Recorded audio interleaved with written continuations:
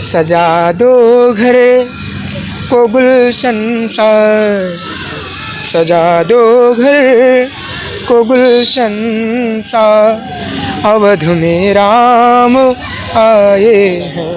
ऐसा कुछ नहीं, मैं न बीजेपी का प्रवक्ता हूँ, न सपा का प्रवक्ता हूँ, न कांग्रेस का प्रवक्ता हूँ, मैं सनातन धर्म का प्रवक्ता हूँ।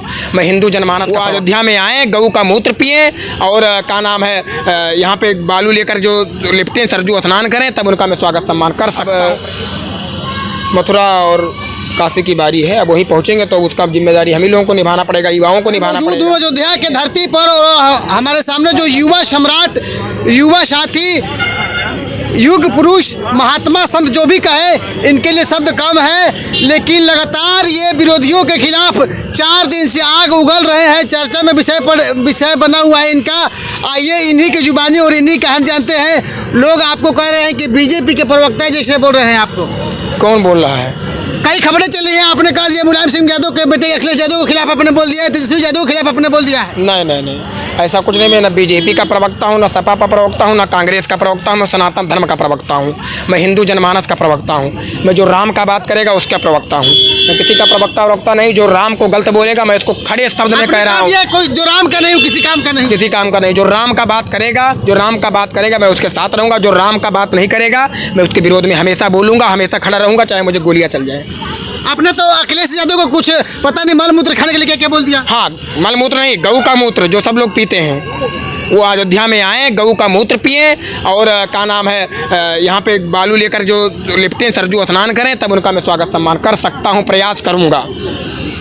वो नहीं आएंगे तो आप इतना बड़ा उनको दंड देंगे क्या? नहीं, ये दंड थोड़ी है, दंड नहीं है। अयोध्या जी में आकर के जो है गौ मूत्र पी लेंगे, सरजू स्नान कर लेंगे तो पाप हो जाएगा। आज तक उन्होंने रामलला जी का दर्शन किया है, मैं उनको गलत नहीं कह रहा हूँ। वो आकर के गौ मूत्र पिए, सरजू स्नान करें, मैं उनके साथ हूँ, क्योंकि उनका पाप मिट जाएगा। उनकी अच्छाई के लिए मैं बोल रहा हूँ, क्योंकि जो उनको मना कर रहा है मन कि राम मंदिर ना जाऊँ, वो पाप मिट जाएगा तो पता नहीं राम जी उनको बुला लें, वो भी अयोध्या आकर दर्शन कर लें, उनका भी सौभाग्य मिल जाए, इसलिए बोल रहा हूँ।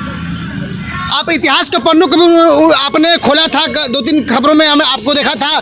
उस समय आप तो न होंगे, मैं भी रहूँगा, या शायद यहाँ पे लोग नहीं होंगे, लेकिन इतिहास का जो चौक है, लता मंगेशकर चौक, आपने कहा था कि बहुत बड़े स्वयंसेवक मरे थे, बहुत संतों ने कुर्बानियाँ दी थी, उसके बारे में तो सब बताइए। बिल्कुल, ये वही लता मंगेशकर चौक है, ये वही जगह है, रामपेड़ी है, जहाँ पर खून की नदियाँ एक समय बहा करती थी। अयोध्या का इतिहास एक पुस्तक है, उसमें है, वर्णित है, जहाँ खून की नदियाँ, तमाम कारसेवक लोग घायल हो गए थे, मर गए थे। 5 लाख से ज़्यादा भी लोग अपना कुर्बानी दे चुके हैं राम मंदिर के लिए। ऐसे राम मंदिर जहाँ 500 वर्ष की तपस्या थी, हमारे रामलला जी टेंट में रहा करते थे, पोशाक बदलने के लिए हाई कोर्ट जाना पड़ता था, सुप्रीम कोर्ट जाना पड़ता था कपड़ा बदलने के लिए। आज वही रामलला जी हमारे ठाट में आ रहे हैं, मंदिर निर्माण में आ रहे हैं, तो हमारे लिए और खुशी की बात क्या हो सकती है? हमारे लिए ही नहीं, सनातन धर्म के लिए नहीं, सभी हिंदू जनमानस के लिए ये खुशहाली की बात है। और बहुत आपके गुरुजी का भी इतिहास रहा है, अपने गुरुजी के बारे में थोड़ा सा बता दीजिए। जी बिल्कुल, हमारे पूज्य गुरुदेव वेदांती जी महाराज और परम पूज्य नंदगोपाल दास जी महाराज, ऐसे तभी तमाम परमहंस दास जी महाराज जो कि नहीं है, ऐसे परम पूज्य सभी साधु संत जो है राम मंदिर के लिए बहुत ही लड़ाई लड़े हैं, जो कि हैं भी। एक परमहंस दास जी महाराज जी नहीं है, बाकी सब साधु संत हैं, अयोध्या में हैं, विराजित हैं। ऐसे महान विभूतियों का जो है योगदान रहा है राम मंदिर में, और बहुत संघर्ष रहा है। वो लोग उस क्षण को अपने आँखों से देखे हैं।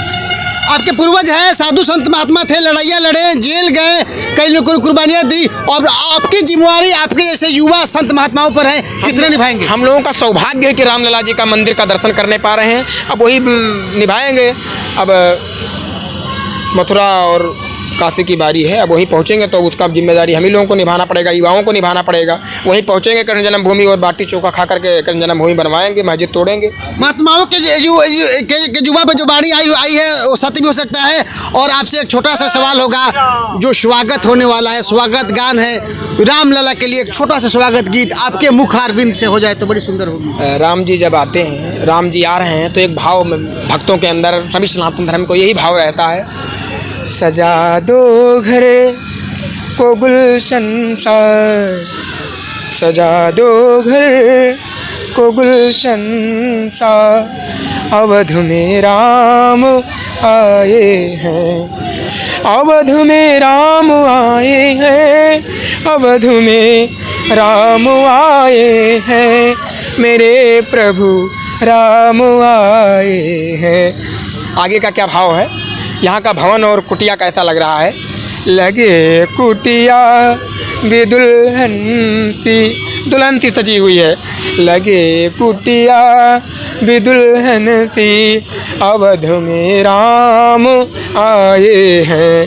फिर क्या कहते हैं, पखारो इनके चरणों को बहाकर प्रेम की गंगा, बहाकर प्रेम की गंगा, बिछा दो अपने पलकों को, मेरे प्रभु राम आए हैं, मेरे श्री राम आए बहुत हैं। सुंदर, बहुत सुंदर। और आप जैसे साधु महात्मा जब तक इस धरती पर रहेंगे, मुझे पूरा यकीन है कि अब रामलला कभी बेघर नहीं हो। बिल्कुल बिल्कुल, मैं सभी सनातन धर्म प्रेमियों को हाथ जोड़कर निवेदन कर रहा हूँ कि 22 जनवरी को अयोध्या ना आ पाइए तो अपने घर पे ही 5 दीपक जलाइए, भगवान का पूजन अर्चन बंदन कीजिए, सांस्कृतिक कार्यक्रम कीजिए और अपने मानव जीवन को कृतार्थ कीजिए। जय श्री राम। अपना शुभ नाम बता दीजिए। मैं बाबा हिमांशु दास, श्री धाम अयोध्या जी, वशिष्ठ भवन से। बहुत बहुत धन्यवाद बाबा हिमांशु महात्मा जी। और बड़े ही कड़े वचन हैं, ये बड़े कठोर बोलते हैं, लेकिन जो भी बोलते हैं सच्चाई बताते हैं। और अयोध्या का विकास तमाम मुद्दों पर उन्होंने चर्चाओं को रखा है।